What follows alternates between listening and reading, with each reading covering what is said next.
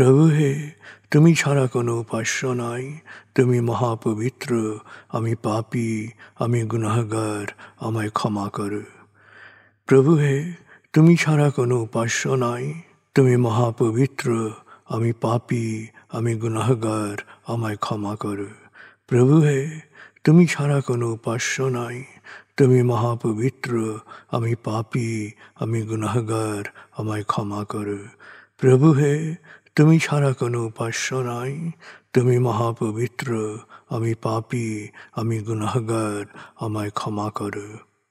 প্রভু হে, তুমি ছাড়া কোনো উপাস্য নাই, তুমি মহাপবিত্র, আমি পাপী, আমি গুনাহগার, আমায় ক্ষমা করো। প্রভু হে, তুমি ছাড়া কোনো উপাস্য নাই, তুমি মহাপবিত্র, আমি পাপী, আমি গুনাহগার, আমায় ক্ষমা করো।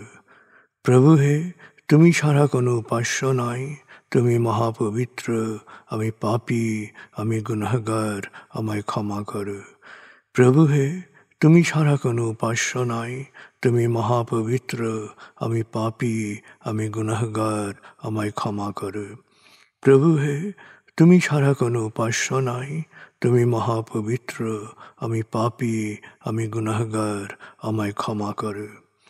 প্রভু হে, তুমি ছাড়া কোনো উপাস্য নাই, তুমি মহাপবিত্র, আমি পাপী, আমি গুনাহগার, আমায় ক্ষমা করো। প্রভু হে, তুমি ছাড়া কোনো উপাস্য নাই, তুমি মহাপবিত্র, আমি পাপী, আমি গুনাহগার, আমায় ক্ষমা করো। প্রভু হে, তুমি ছাড়া কোনো উপাস্য নাই, তুমি মহাপবিত্র, আমি পাপী, আমি গুনাহগার, আমায় ক্ষমা করো। প্রভু হে, তুমি ছাড়া কোনো উপাস্য নাই, তুমি মহাপবিত্র, আমি পাপী, আমি গুনাহগার, আমায় ক্ষমা করো। প্রভু হে, তুমি ছাড়া কোনো উপাস্য নাই, তুমি মহাপবিত্র, আমি পাপী, আমি গুনাহগার, আমায় ক্ষমা করো। প্রভু হে, তুমি ছাড়া কোনো উপাস্য নাই, তুমি মহাপবিত্র, আমি পাপী, আমি গুনাহগার, আমায় ক্ষমা করো। প্রভু হে, তুমি ছাড়া কোনো উপাস্য নাই, তুমি মহাপবিত্র, আমি পাপী, আমি গুনাহগার, আমায় ক্ষমা করো।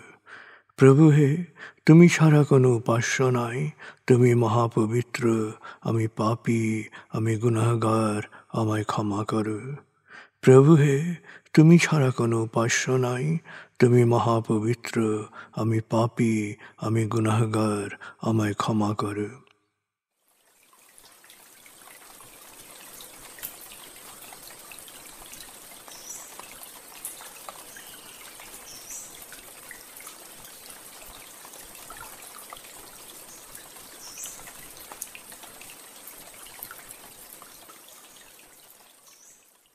এবার আমরা সূরা তাকবীর এর মর্মবাণীর অংশ বিশেষে ডুবে যাব।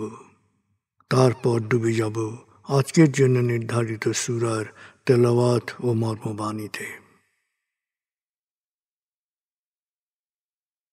81 সূরা তাকবীর। দয়াময় মেহেরবান আল্লাহর নামে। যখন সূর্য অন্ধকারে ঢেকে যাবে, যখন তারকারাজি নিজেদের আলো হারাবে, যখন পর্বতমালা মরীচিকার ন্যায় উধাও হবে, যখন পূর্ণ গর্ভবতী উটনী পরিত্যক্ত হবে, যখন সকল বন্য পশুকে একত্র করা হবে, যখন সমুদ্রের জলরাশি স্ফীত হবে, যখন দেহে আবার আত্মা সংযুক্ত হবে, যখন জীবন্ত কবর দেয়া শিশুকন্যাকে জিজ্ঞেস করা হবে কি অপরাধে তাকে হত্যা করা হয়েছিল, যখন প্রত্যেকের আমলনামা দেখানো হবে, যখন আকাশের আবরণ সরানো হবে, যখন জাহান্নামের আগুন গনগনে লাল করা হবে, যখন জান্নাতকে দৃশ্যমান করা হবে, সেদিন প্রত্যেকেই জানতে পারবে কি পরিণতির জন্যে সে নিজেকে প্রস্তুত করেছে, বুঝতে পারবে কি করা উচিত ছিল আর কি করা উচিত হয়নি। সাক্ষী আবর্তনশীল নক্ষত্র, কক্ষপথে দৃশ্যমান গ্রহসমূহ যা এক সময় অদৃশ্য হয়, সাক্ষী রাতের অবসান মুহূর্ত এবং প্রভাতের আগমন কাল। নিশ্চয়ই এই কোরআন আরশের সার্বভৌম অধিপতির নিকট উচ্চ মর্যাদা সম্পন্ন সম্মানিত রসুলের মুখ নিঃসৃত, যার কথা অবশ্যই বিশ্বাসযোগ্য ও মানা উচিত।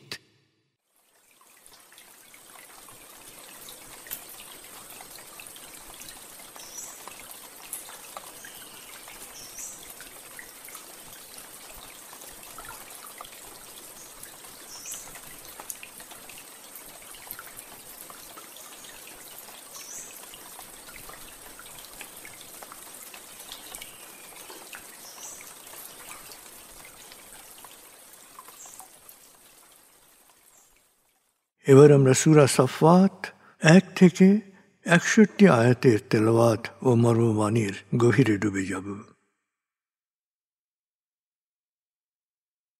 37 সূরা সাফফাত। বিসমিল্লাহির রহমানির রহিম। ওয়াস-সাফফাতি সাফফা ফাজ-জাজিরাতি জাজরা فالتاليات ذكرا إن إلهكم لواحد رب السماوات والأرض وما بينهما ورب المشارق إنا زينا السماء الدنيا بزينة الكواكب وحفظا من كل شيطان مارد لا يسمعون إلى الملأ الأعلى ويقذفون من كل جانب دحورا ولهم عذاب واصب إلا من خطف الخطفة فأتبعه شهاب ثاقب فاستفتهم أهم أشد خلقا أم من خلقنا إنا خلقناهم من طين لازب بل عجبت ويسخرون وإذا ذكروا لا يذكرون وإذا رأوا آية يستسخرون وقالوا إن هذا إلا سحر مبين أإذا متنا وكنا ترابا وعظاما أإنا لمبعوثون أوآباؤنا الأولون قل نعم وأنتم داخرون فإنما هي زجرة واحدة فإذا هم ينظرون وقالوا يا ويلنا هذا يوم الدين هذا يوم الفصل الذي كنتم به تكذبون احشروا الذين ظلموا وأزواجهم وما كانوا يعبدون من دون الله فاهدوهم إلى صراط الجحيم وقفوهم إنهم مسؤولون ما لكم لا تناصرون بل هم اليوم مستسلمون وأقبل بعضهم على بعض يتساءلون قالوا إنكم كنتم تأتوننا عن اليمين قالوا بل لم تكونوا مؤمنين وما كان لنا عليكم من سلطان بل كنتم قوما طاغين فحق علينا قول ربنا إنا لذائقون فأغويناكم إنا كنا غاوين فإنهم يومئذ في العذاب مشتركون إنا كذلك نفعل بالمجرمين إنهم كانوا إذا قيل لهم لا إله إلا الله يستكبرون ويقولون أئنا لتاركو آلهتنا لشاعر مجنون بل جاء جاء بالحق وصدق المرسلين إنكم لذائق العذاب الأليم وما تجزون إلا ما كنتم تعملون إلا عباد الله المخلصين أولئك لهم رزق معلوم فواكه وهم مكرمون في جنات النعيم على سرر متقابلين يطاف عليهم بكأس من معين بيضاء لذة للشاربين لا فيها غول ولا هم عنها ينزفون وعندهم قاصرات الطرف عين كأنهن بيض مكنون فأقبل بعضهم على بعض يتساءلون قال قائل منهم إني كان لي قرين يقول أئنك لمن المصدقين أئذا متنا وكنا ترابا وعظاما أئنا لمدينون قال هل أنتم مطلعون فاطلع فرآه في سواء الجحيم قال تالله إن كدت لتردين ولولا نعمة ربي لكنت من المحضرين أفما نحن بميتين إلا موتتنا الأولى وما نحن بمعذبين إن هذا لهو الفوز العظيم لمثل هذا فليعمل العاملون দয়াময় মেহেরবান আল্লাহর নামে। অনুধাবন করো সত্যবাণীসমূহ যা চমৎকারভাবে সুবিন্যস্ত, যা সংযমের ডাক দিয়ে বিরত রাখে পাপ থেকে এবং যা বিশ্ববাসীকে স্মরণ করিয়ে দেয় নিশ্চয়ই তোমাদের উপাস্য এক ও দ্বিতীয়, যিনি মহাবিশ্বের সব কিছুর প্রতিপালক সকল উদয়াচল এবং অস্তাচলের। আমি পৃথিবীর নিকটবর্তী আকাশকে নক্ষত্রমণ্ডল দ্বারা সুশোভিত করেছি, প্রত্যেক শয়তানি শক্তি থেকে একে রক্ষা করেছি, যাতে শয়তানরা উচ্চতর জগতের অস্তিত্বের অন্য মাত্রার কিছু শুনতে না পারে। তারা হয় বিতাড়িত ও বহিষ্কৃত। পরকালে ওদের জন্য রয়েছে চিরস্থায়ী শাস্তি। আর কেউ গোপনে অনুপ্রবেশ করে ফেললে চোখ ঝলসানো অগ্নিশিখা ওকে ধাওয়া করে। সত্য অস্বীকারীদের জিজ্ঞেস করো, ওদেরকে সৃষ্টি করা বেশি কঠিন না মহাবিশ্বে আমি অন্য যা যা সৃষ্টি করেছি? ওদের তো আমি স্রেফ কাদামাটি থেকে সৃষ্টি করেছি। পুনরুত্থান অস্বীকার করাতে তুমি বিস্মিত হচ্ছে, আর ওরা তো কথা শুনে বিদ্রুপ করছে। যখন ওদের সৎ উপদেশ দেয়া হয় তখন ওরা তা মানতে অস্বীকার করে। যখন ওরা কোনো সুস্পষ্ট নিদর্শন দেখতে পায় তখন ওরা তা নিয়ে বিদ্রুপ করে, বলে এ তো স্রেফ জাদু, এটা কি করে সম্ভব? আমরা মরে অস্থিমজ্জা মাটিতে মিশে যাওয়ার পরও আমাদের পুনরুত্থিত করা হবে, এমনকি আমাদের পূর্বপুরুষদেরও।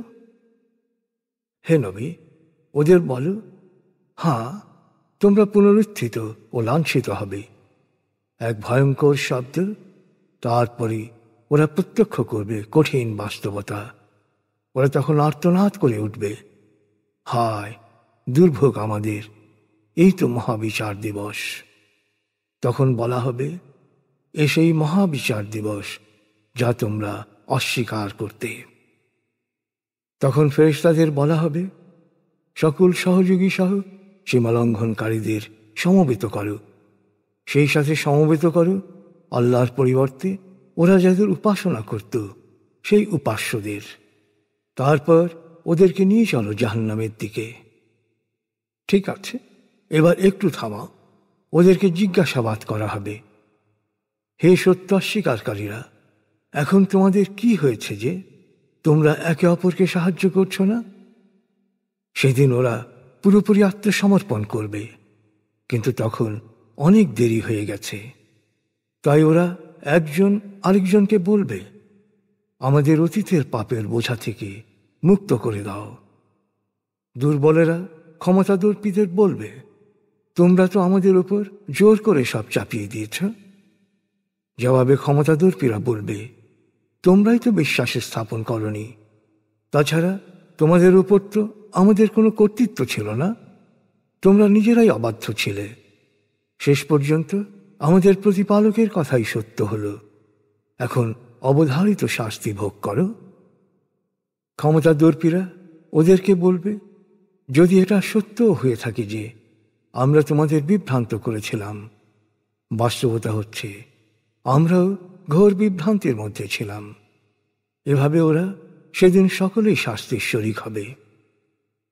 পাপে নিমজ্জিতদের ব্যাপারে এটাই নির্ধারিত প্রক্রিয়া। কারণ যখনই ওদের বলা হতো আল্লাহ ছাড়া কোনো উপাস্য নেই, ওরা অহংকারে তা অগ্রাহ্য করে বলতো, আমরা কি এক উন্মাদ কবির কথায় আমাদের বাপ দাদাদের উপাস্যদের বাদ দেব? না, যাকে ওরা উন্মাদ কবি বলছে সে সত্য উপস্থাপন করেছে এবং পূর্ববর্তী রসূলদের শিক্ষাকে সত্য বলে স্বীকার করেছে। তোমরা অবশ্যই পরকালে কঠিন শাস্তি ভোগ করবে। অবশ্যই সে শাস্তি হবে তোমাদের কৃতকর্মের পরিণতি। পক্ষান্তরে যারা আল্লাহর বিশুদ্ধ চিত্ত বান্দা, তাদের জন্য রয়েছে অফুরন্ত জীবন উপকরণ, সব ধরনের সুস্বাদু ফল মূল ও নিয়ামতে পরিপূর্ণ প্রশান্তিময় জান্নাত। অত্যন্ত সম্মানিত হয়ে মুখোমুখি আসনে হেলান দিয়ে বসবে তারা। পান পাত্রে তাদের পরিবেশন করা হবে প্রবহমান ঝর্ণা থেকে শুভ্র সমুজ্জ্বল বিশুদ্ধ সুস্বাদু পানীয়। এ পানীয়ে ক্ষতিকর কিছু থাকবে না, হবে না কোনো মাতলামি, শুধু মন ভরে যাবে আনন্দে। তাদের সাথে থাকবে সুন্দর আখির পবিত্র দৃষ্টির সমুজ্জ্বল সাথীরা। তারা যেন পালকের নিচে লুকানো ডিমের মতো কান্তিময়। জান্নাতে তারা পারস্পরিক কথোপকথনে জিজ্ঞেস করবে দুনিয়ার অতীত জীবন সম্পর্কে। কেউ কেউ বলবে, দুনিয়ায় আমার এক সঙ্গী ছিল। সেই সঙ্গী বলতো, তুমি কি বিশ্বাস করো যে মৃত্যুর পর যখন ধুলা ও হাড়ে রূপান্তরিত হব, তারপর পুনরুত্থিত করে বিচার করা হবে? তখন তাদের বলা হবে, তোমরা কি তাকে দেখতে চাও? সে কোথায় আছে? তারপর সে তার সঙ্গীকে জাহান্নামের মাঝখানে দেখতে পাবে। তখন সে বলবে, আল্লাহর শপথ, ও তো আমাকে প্রায় ধ্বংসই করে ফেলেছিল। আমার প্রতিপালকের অনুগ্রহ না থাকলে আমিও তো এই শাস্তিভোগকারীদের একজন হতাম। যাই হোক, হে আমার জান্নাতের বন্ধুরা, প্রথম মৃত্যুর পর আমাদের তো এখন আর কোনো মৃত্যু হবে না, আর আমাদের কখনো শাস্তিও পেতে হবে না। নিশ্চয়ই পরকালের সাফল্যই মহাসাফল্য, আর এ সাফল্য অর্জনের জন্যে সৎকর্মশীলদের আল্লাহর পথে প্রাণান্ত পরিশ্রম করা উচিত।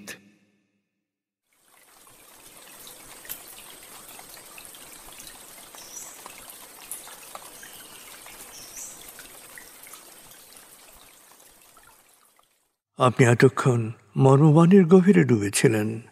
এবার আপনার মনে মর্মবাণীর যে বিষয়গুলো দাগ কেটেছে সেই বিষয়গুলোর ভাবনায় ডুবে যান।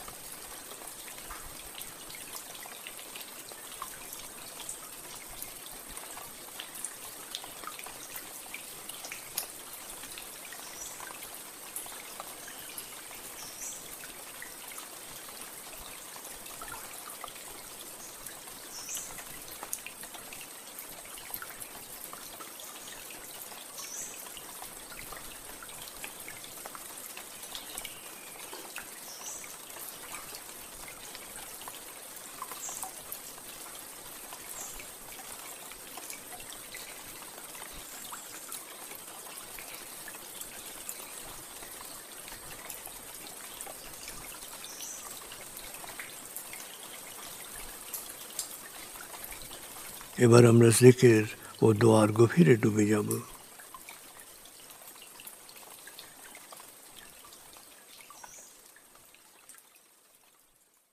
এবার হালকাভাবে চোখ বন্ধ করুন, লম্বা দম নিন, নাক দিয়ে দম নিন, আস্তে আস্তে মুখ দিয়ে দম ছাড়ুন। দম নেবেন পেটে, ছাড়বেন মুখ দিয়ে। দম নেওয়ার চেয়ে দম ছাড়তে সামান্য বেশি সময় নিন।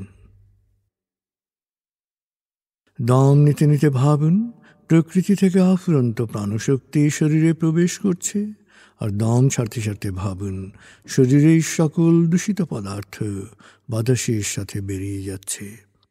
নাক দিয়ে দম নিতে নিতে ভাবুন প্রকৃতি থেকে অফুরন্ত প্রাণশক্তি শরীরে প্রবেশ করছে, আর মুখ দিয়ে দম ছাড়তে ছাড়তে ভাবুন শরীরের সকল দূষিত পদার্থ বাতাসের সাথে বেরিয়ে যাচ্ছে।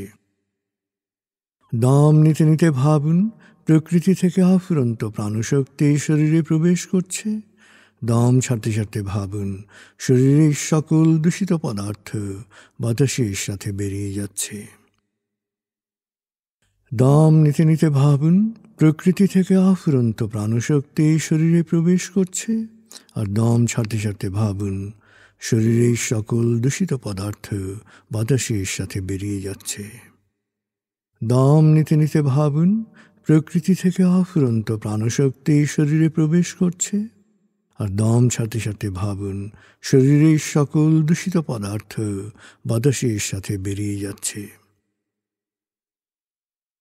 এবার দম স্বাভাবিক হতে দিন। স্বাভাবিকভাবে নাক দিয়ে দম নিয়ে নাক দিয়ে দম ছাড়ুন। আপনার অঙ্গ শিথিল ও নিষ্প্রাণ হয়ে আসছে। এবার নাক দিয়ে ধীরে ধীরে দম নিয়ে বেশ সময় নিয়ে ধীরে ধীরে নাক দিয়ে দম ছাড়ুন। দম নেওয়ার চেয়ে ছাড়ায় সময় একটু বেশি নিন। ধীরে ধীরে দম নিন, ধীরে ধীরে দম ছাড়ুন।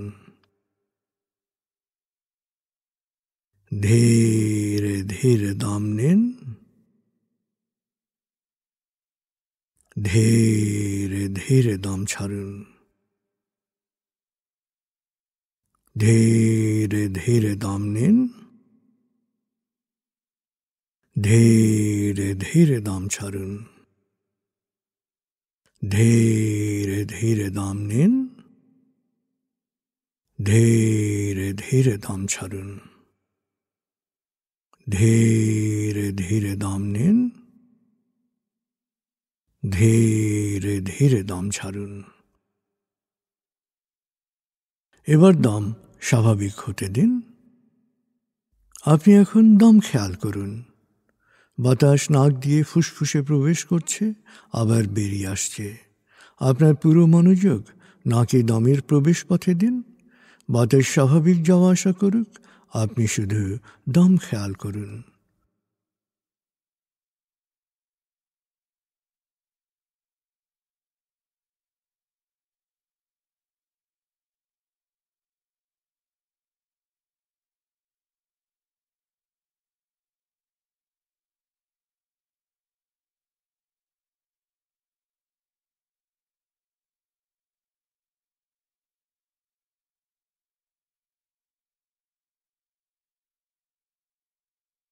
অনুভব করুন আপনার শরীর ভারী লাগতে শুরু করেছে।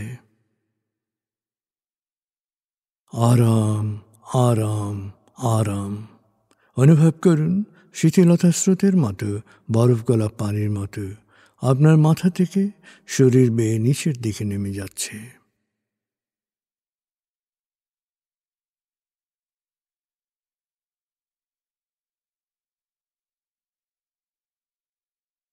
আপনি এখন পুরোপুরি শিথিল। শিথিলায়নের গভীর স্তরে প্রবেশ করেছেন আপনি। আপনার ব্রেন ওয়েভ বিটা স্তর থেকে নেমে গেছে আলফায়।